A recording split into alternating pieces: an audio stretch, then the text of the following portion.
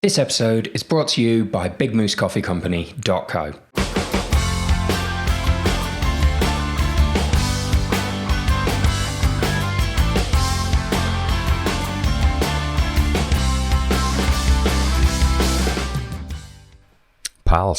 Pals, greetings and welcome to this 50th episode of Everything Endurance. Can you believe that? It's completely snuck up on me. I mean, obviously it hasn't. I've been naming all of the episodes and I knew that last week was 49 and this week was 50, but how did we hit the half century? When did that come up? We've rattled through episodes this year. We've talked to some absolutely legendary guests and here we are. 50 episodes in, so thank you for sticking with us. It's been an absolute pleasure getting this far, and we're obviously going to keep at it. We've got a very special guest for this 50th episode as well. This guest is somebody who has had an astonishing year, an absolutely astonishing year in running. This is someone who is setting a record by just appearing on this episode.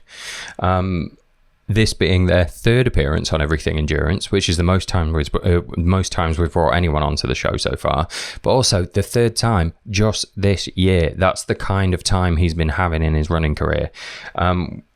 He's been on the show already this year for winning an absolutely legendary race. He's been on the show already this year for completing the first half of the challenge that we're going to be talking to him about the completion of today, and that's his entirely personally dreamt up challenge that he put together this year, which is the Hartley Slam.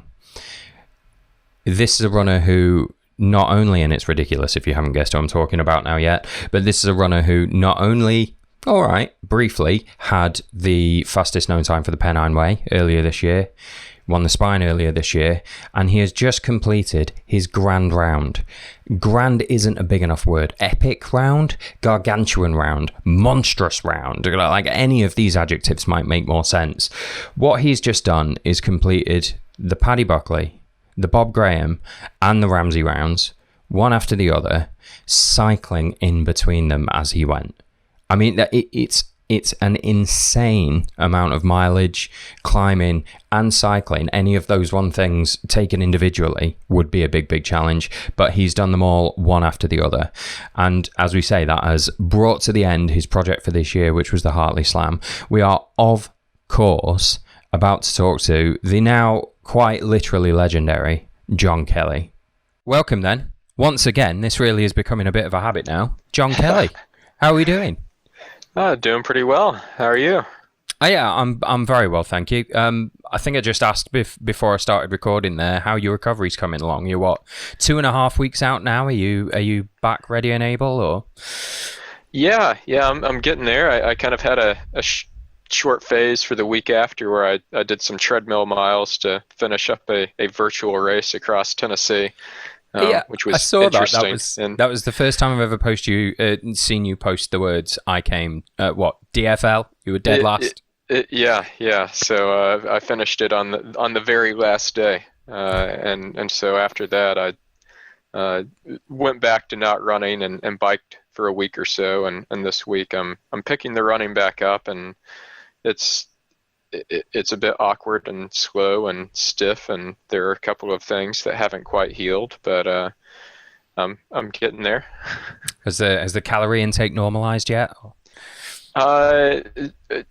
Probably should be normalizing that a bit. I'm still kind of insatiable and eating everything in sight and everything that looks good, but it's the off season now for me, so it's generally good to pack on a few extra pounds there. Yeah, I think you've earned a few extra snacks here and there, John. You've had an absolutely monstrous year. What an odd year to have had such a big year as well.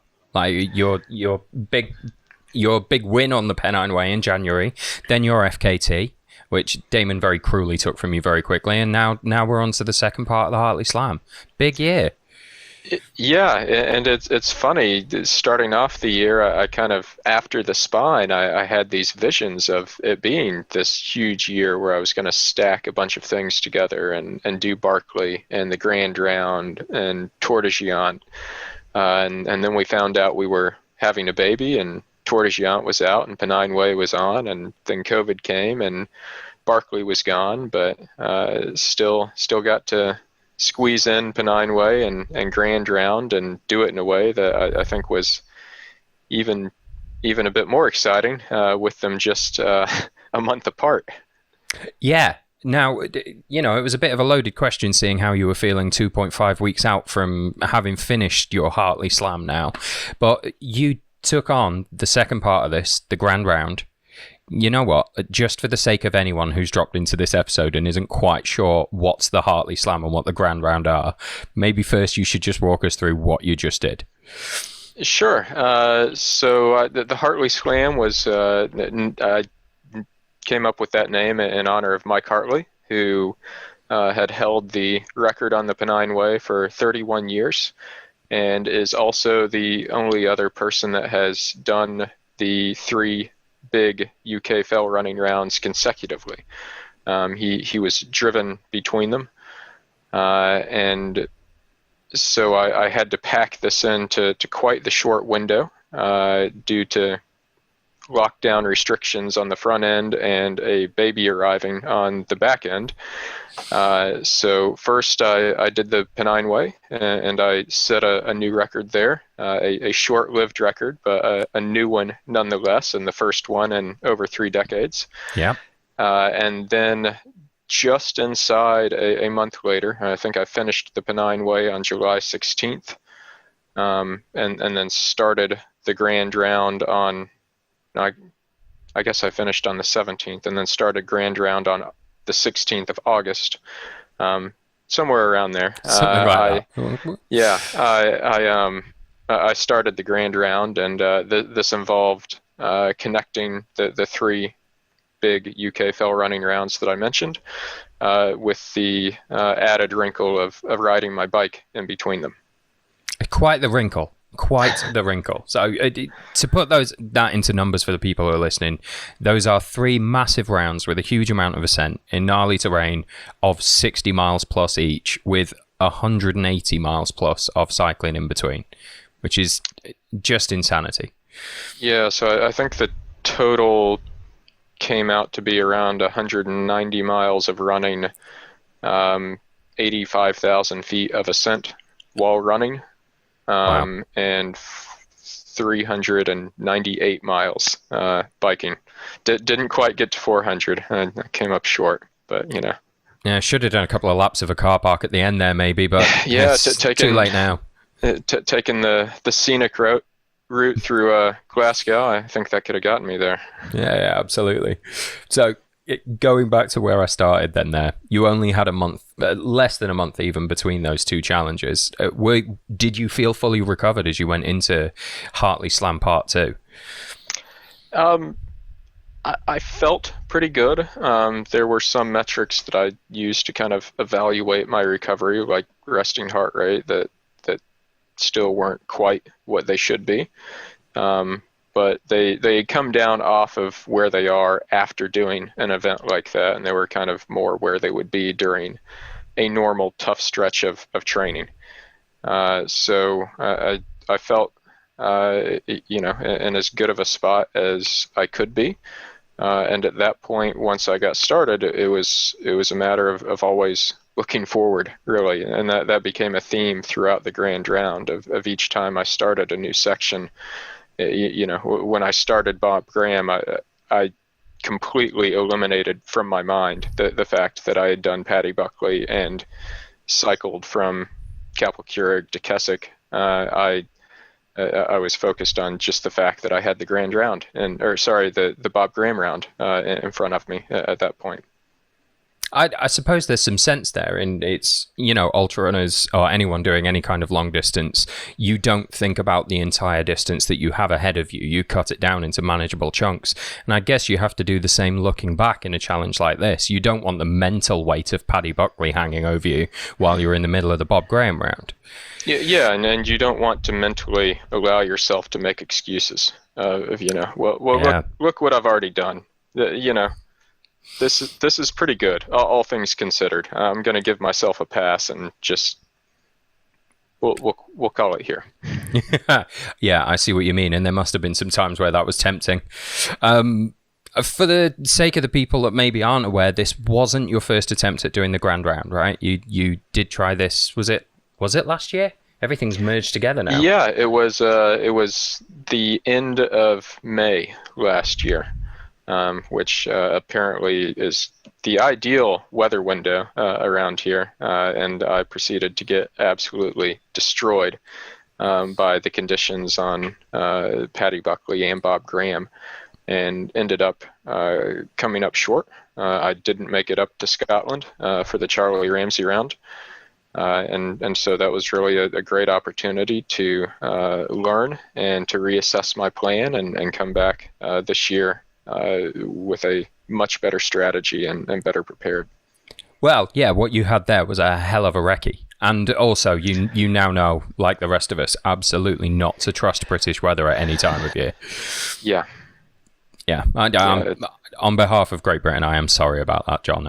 It's not nice. It's starting to become consistent enough for me that I can just trust it to be bad. Yeah, there you go. And if you know it's going to be bad, you're ready for that, right? Yeah. So I guess between January and the end of Grand Round, there were 4 named windstorms in Britain. 3 of them were when I was out in the hills. The first hit during the Spine. Yeah. Another hit while I was up visiting Edinburgh and running through the Pentland Hills. And then the storm Ellen hit during the Charlie Ramsay round on the Grand Round. So it's becoming quite the pattern, especially given that I'm not actually out in the mountains very often. Yeah, you have either terrible or excellent luck, depending on your point of view there. So having done this incredible recce last year, what did you do? What did you do differently this time around? What were the key lessons you took from that first attempt? The first was altering my schedule a bit, making it a bit more realistic and with a bit more padding to allow for things like sleep and weather and other unforeseen obstacles. When I did this last year, not only was I relatively unfamiliar with the terrain myself, other than a couple of very short recce's, and unfamiliar with British roads. It was also something that hadn't been attempted before. So there was no blueprint, there was no template for what a reasonable schedule is, what the best approach is for doing this, and so. Coming into this year, I had a much better schedule. I aimed for 120 hours total instead of 100 hours total last year, which was, I now know, quite insane. And then also just, picking a better route for the bike, and again, allowing more time for sleep. Lots of small things that really added up to prevent a hurdle that I couldn't get over at some point. You have would it be right to say you have a fair amount of triathlon running in your background as well? Yeah, I did triathlon. There was about 3 years, 4 actually, I guess, where I did triathlon in the summer and ultras in the winter, largely because I didn't enjoy running as much in Washington, D.C. during the summer, where it would be 37 degrees and 90% humidity fair enough. all day, every day. So I picked up triathlon and viewed it as another challenge to try, and did quite well there. I became pro for one race right at the end when I knew I would be quitting triathlon. I took my pro card just to say that I did. That's done. You were a pro triathlete. Yeah. I proceeded on that race to have the slowest swim ever in a sub 9 hour Ironman. So I'm quite proud of that, and I don't see it getting broken. You are nothing soon. If not a record breaker, John. I'm proud of you. You must have drawn quite heavily then into that from that sort of pot of triathlon knowledge then for this challenge. Yeah, so when I was creating this challenge, that's one thing I was really intending to do was to create something that really aligned with my passions. I do enjoy the biking. Like I said, I didn't much care for the swimming, but the biking bit I enjoyed, and then of course running through mountains, and so piecing that together was something that really resonated with me and was a powerful motivator, and also something that I kind of learned this year in preparing for it is that those years of doing triathlon, I guess it's something to do with neuromuscular pathways that just very quickly regenerate, and I could reach a level of bike fitness after just a few short rides that was really quite good. I of course maintained my strength and my fitness through running, and then it didn't take me much time to get back to a pretty solid spot on the bike, and a spot that I know, starting out triathlon, it took me a couple of years just to get to that spot, so that the body was able to kind of relearn that fairly quickly. Yeah, well, that's incredible. I hadn't really thought about that. Had cycling been part of your regular training cycle over the last few years? No. Or did you have to pick that up again sort of from scratch here? Yeah, a very occasional easy ride. It really is kind of a rest day during the week. And outside of that, no, not much at all. No rides of any appreciable length between last year's Grand Round and this year's Pennine Way. Well, speaking as someone who knows next to nothing about cycling competitively, how well did that gel together in your training? Was it different training for this amount of cycling and this amount of running at the same time? So coming out of the Pennine Way, the plan it really was, and the strategy formulated by my coach, David Roach, was to rebuild my bike fitness while letting my legs recover from the impacts of running 260 miles along the Pennine Way. So there, coming out of the Pennine Way, I kind of ramped up the cycling, and it was a couple weeks before I think I ran again after the Pennine Way, and that allowed my tendons and ligaments and joints and everything else to recover from that impact, while at the same time rebuilding my bike strength. Yeah. Wow. I mean, it's a lot to juggle. And one thing it occurs to me to ask, again, coming from the point of view of someone with almost no cycling knowledge, for the benefit of the people who do listen to this and do have cycling knowledge, how professional a bike are we talking? Are we talking like a Tour de France level bicycle here, or something I might be able to pick up and ride? No, it's a pretty top-end triathlon bike.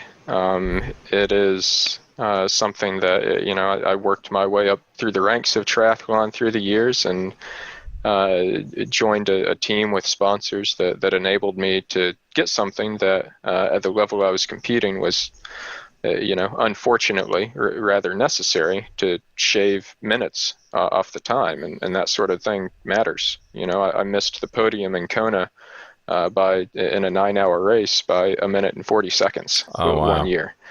And so that's unfortunately quite important. And so my bike is a rather aerodynamic super time trial bike that I otherwise would not have in my possession.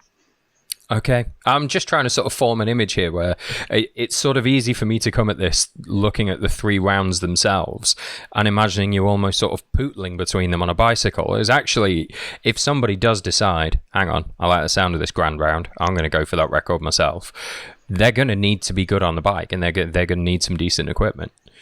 Yeah, so I my goal for the cycling was to do it a kind of a recovery effort, and to have them be rather unreasonably long recovery rides.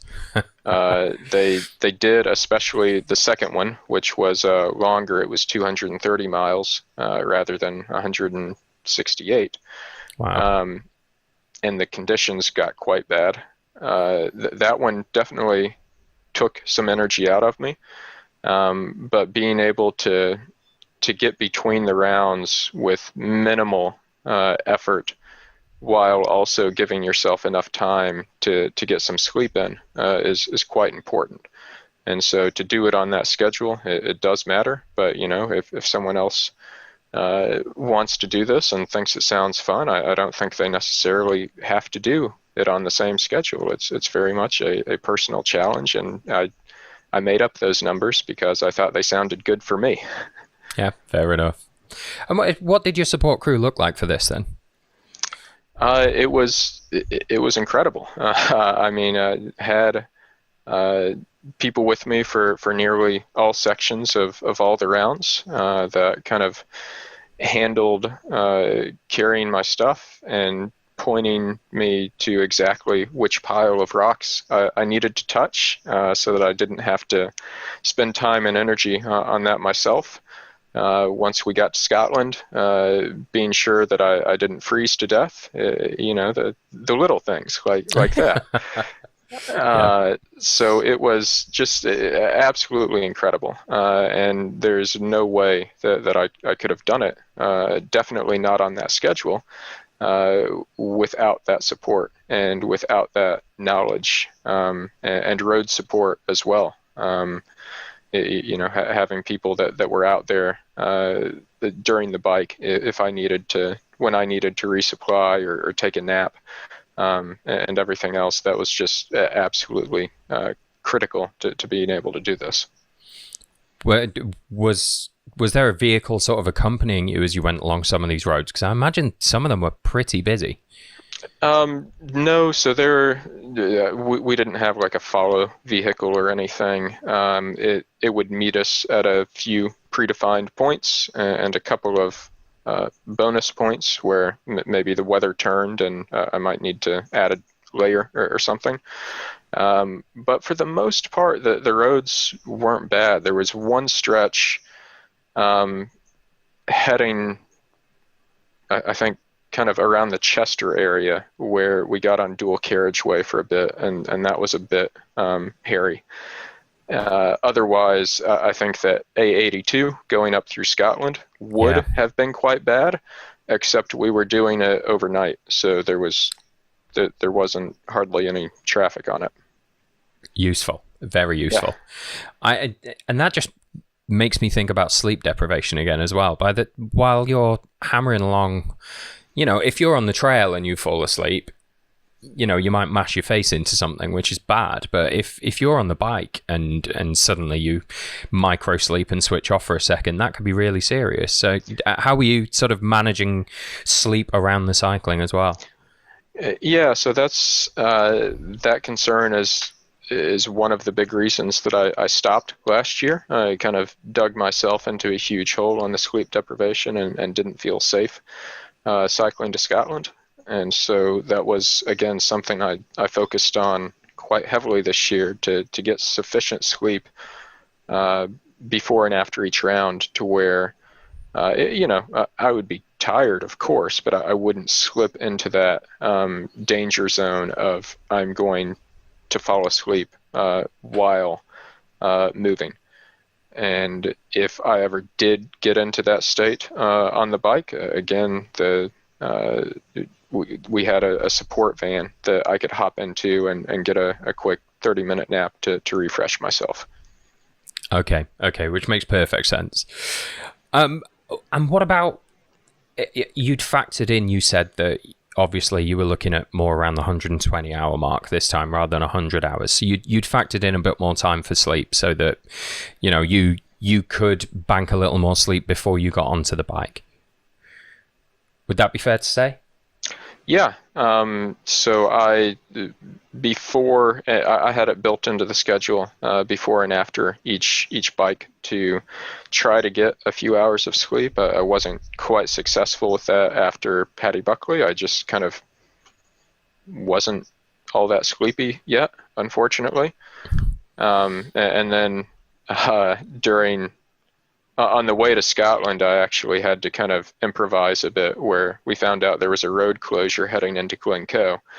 And so rather than heading on to Fort William and getting a long sleep there before Charlie Ramsay, I slept for a while in the van alongside Loch Lomond, and then proceeded once the road had opened back up, and didn't get as much sleep before Ramsay. Damn. Less than ideal. So the rounds themselves, obviously you'll have had runners alongside you as you were doing them, but how well do you know those rounds now? How well do you know the routes? Because I know there must be guys out in those hills that don't even have to think about it now. Yeah, and so Paddy Buckley and Bob Graham I've now done twice, and so I can definitely get around them myself, and I'm a capable navigator, and I've studied the maps quite heavily. I could definitely get around any of them myself, but again,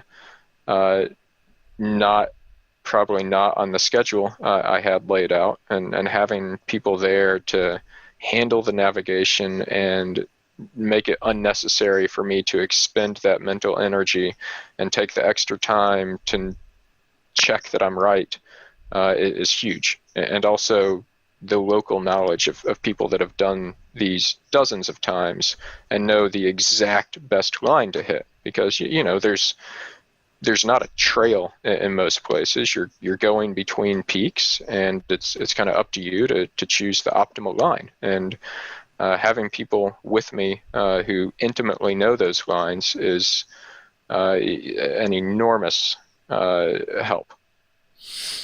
And how did this attempt go compared to the schedule that you'd had in mind beforehand? Pretty well. I was a little bit early finishing Paddy, and then I was almost dead on throughout the bike on the way to Keswick. Started Bob Graham half an hour late to get a bit more sleep, and then I think I started the bike to Charlie Ramsay a bit late again to get more sleep. So I kind of, that all pushed back and kind of used my buffer to where I started Ramsay at the last possible minute that I could to stay on my goal pace. Yeah. And then things really fell apart about a third of the way through Ramsay when Storm Ellen showed up. And I went from being slightly ahead of a 23-hour schedule to, being on my 34-hour schedule.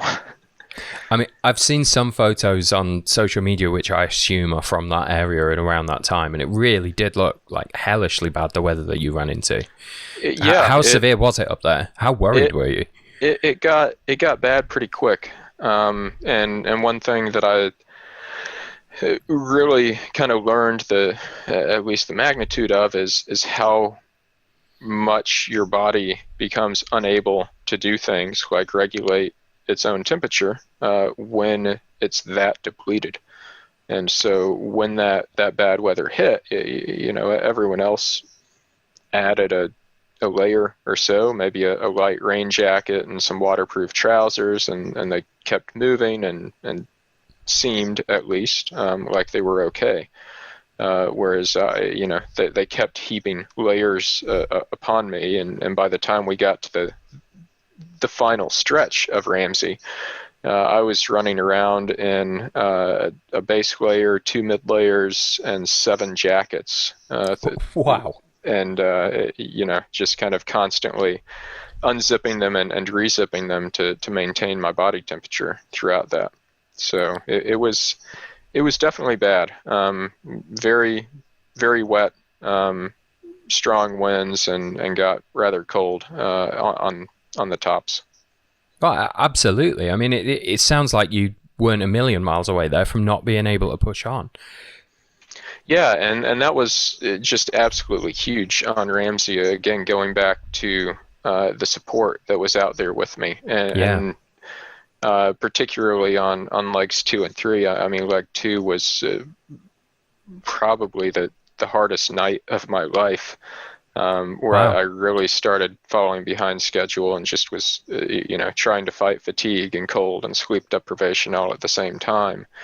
And then leg 3, which again was really slow moving. but I had a set of Scottish hill running all-stars out there with me, that I had complete confidence in being able to ensure that I was safe, and to continue moving forward with that. So that was fortunately never something that really got all that large of a concern in my mind. Was that the hardest moment of the Grand Round? I think the hardest was shortly after Storm Ellen hit on that first leg. And like I said, I had been moving well on Ramsay. I was ahead of my schedule, and my schedule was an hour ahead of what I needed to do. And once Ellen came in, I kind of slowed slightly, and just a couple of tops into that, my temperature really started to drop, and I had to face up to the fact that I could not maintain that pace in those conditions and stay safe at the same time. So that point where 100+ hours into this challenge, where I had to face up to that and kind of decide how to proceed, was mentally just a really tough moment, and I was shattered right there, and decided that I would take it down to the point where I knew that I could safely finish, that I wasn't going to completely crash and burn. But as a result, I was not going to get that sub 24 hours on Ramsay. Next time, man. Next time. Good you had a strong team around you while that was going down for you. And when you are at that point, you're sort of 120 hours you'd set aside for this, and you're 100 hours in. It's little wonder your body starts to break down at that point.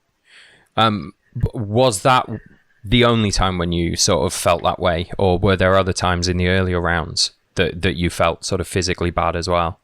Because it would be easy to look at this of, oh yeah, I was just coasting along fine until I got to 100 hours in. There must have been other ups and downs along the way. Yeah, definitely. And there were a few stretches where I was losing a bit of time on my Paddy Buckley schedule, and the ends of both the bikes were a bit tough, going up Dunmail Rays on my bike to finish off the first cycling section was pretty rough. And then towards the end of Bob Graham, there was a section, again, the conditions were quite bad, and it was night and no visibility. Got separated from my pacers on the fourth leg, and was kind of out there myself without any of my kit or food, and got a bit depleted. And so the final leg was a struggle, and started to develop some tendonitis, and kind of just nursed that on the way back in to finish the round, trying not to push it, but still get under 24 hours. And so all of these stretches, it's tough, but you learn through experience kind of what's manageable and how long you can manage it for. Doing any of these things, people kind of think, well, when does it start hurting? It probably starts hurting when you're like halfway through. And no, it doesn't matter how long something is. After a few hours, things are going to start hurting. Like, yeah. That's a pretty much a constant factor. But it wasn't until Ramsay where I really hit those things that just I knew I flat out I can't push through this. It's not going to happen. And what about with the logistics? Because I'm just thinking then, like, it's incredible, especially after the sort of huge load that you've put you through your legs this year, that you managed to do this 5 days of incredibly tough running and cycling without ending up with some kind of an injury. It's great that you've got through it injury-free. The weather obviously gave you a bit of a kick in. What about logistics? So much could have got wrong there. You had that road closure which obviously buggered you up, but were there any other issues along the way? Yeah, so, and I wouldn't say injury-free. I got some pretty bad, that tendonitis that kind of started to develop at Bob Graham, that by the end of Charlie Ramsay, I flat couldn't go downhill. Oh, wow. The descent from Ben Nevis took me, about 3 hours instead of 1. And Wow. It was just kind of hobbling along using my poles as crutches at that point. Well, let's reframe this question then. You managed to get injured and get kicked by the weather. Right. But logistics, yeah, and this is something that a ton of planning went into, but there are things that you never can plan for. And that, again, just goes back to the support that I was fortunate to have and that was able to handle some of those things on the fly. Where someone notified me of the road closure ahead of time, and so I had the opportunity to make the decision, I'm going to sleep here and wait for it to open, rather than just running into the road closure and saying, okay, what do I do now? And then on Ramsay in particular, where I fell behind schedule and the conditions got so bad, and that my road support for really most of this from Liverpool onward was Martin Stone, who is a bit of a legend himself and fell running. And there are very few people that I think would know what is needed at that point. Yeah. Have the network to be able to put together what is needed at that point, and to actually see it through and make it all happen. And so, again, I come into that final changeover on Ramsay just in rough shape, and he has just, completely shooting from the hip at that point. He has everything that I need. He's got a little bivvy set up that I can take a nap in. He's got the food I need, and again has assembled this all-star cast of hill runners to get me through that last section. And that's again something that it's a big source of motivation in itself to see people go to those lengths to help me and to help others pursue these challenges and to reach these goals, and to see the time that they've contributed to it. When I'm out there, I'm very much, I can't just let these people come out here and do this and then I quit. Like the least I can do is to try to show them that they have really chosen a good, worthwhile cause here, that I'm going to give it everything that I had to make sure that their efforts aren't in vain.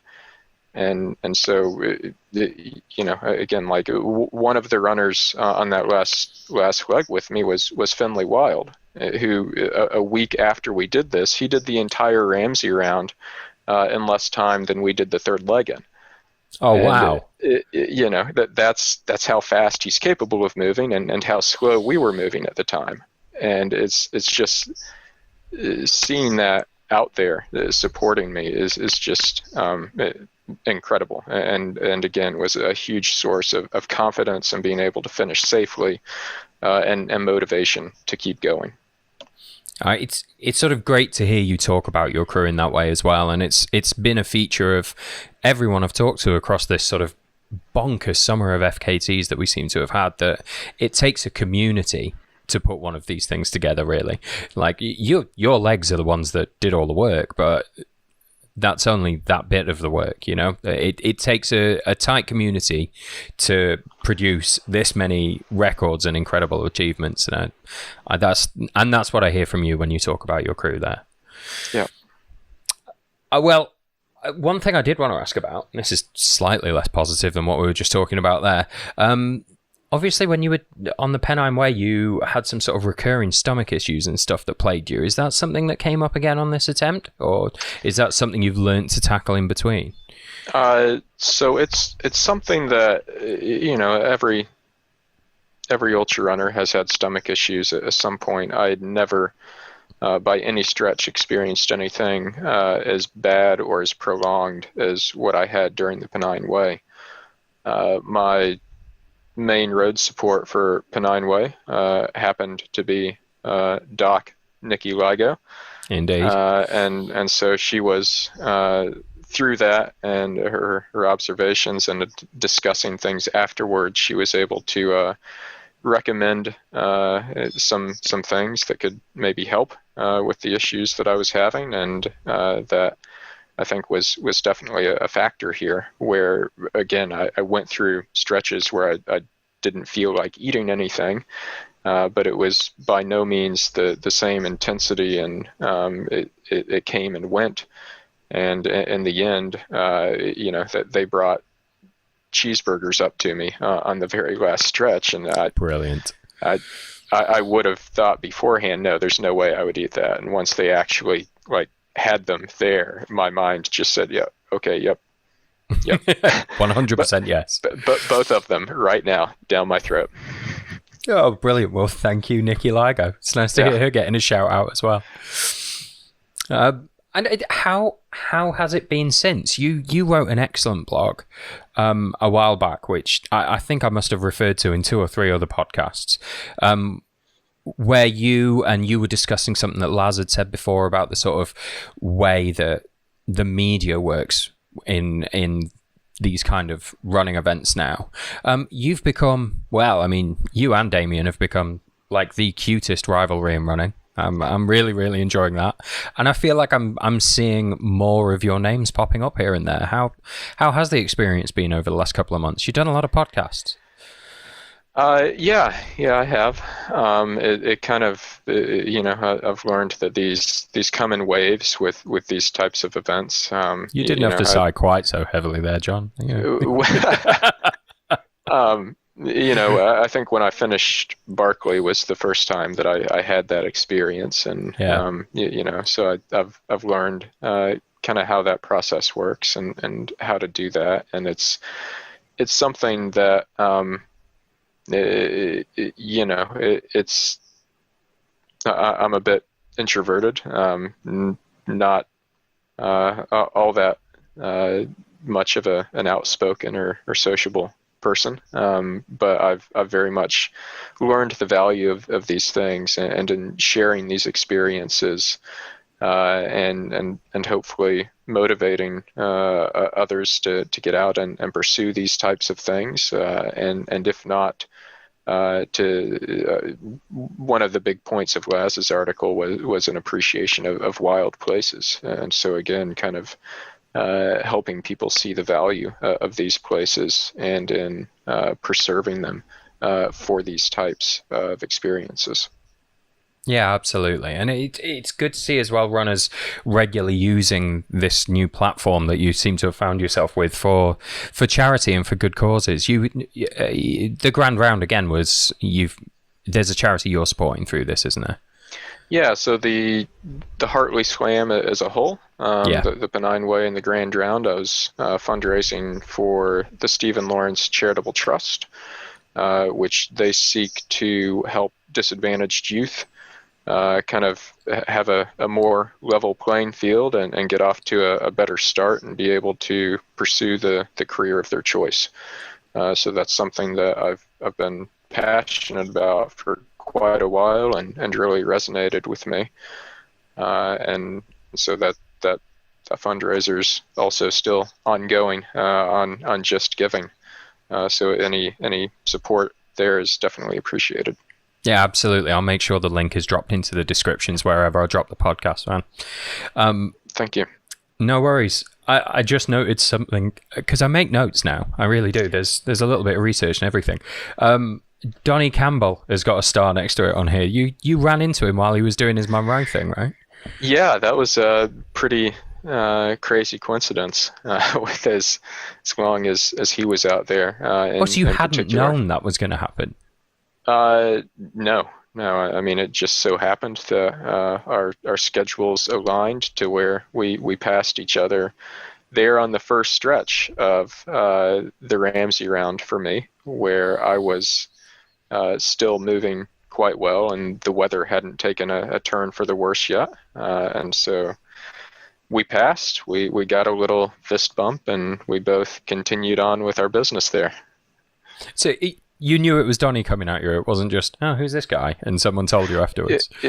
So someone had Paul Wilson was with me, and I think had he had been watching both trackers and had told me that we would likely be passing. Amazing. I love a good coincidence. Sorry, I had to bring that up. I was talking to Donnie this morning. So we've just done a podcast with him as well. Oh, wonderful. Well, look, it sounds like you're moving into what you've referred to the off season now. There's obviously another child in the offing here. You're not going to be pushing on for another challenge. Go for your record 4th appearance on my podcast this year. No plans for it at this point. So I've had my body definitely needs a bit of time to recuperate, and as you mentioned, we've got a new arrival to the family here in a few weeks. So I'll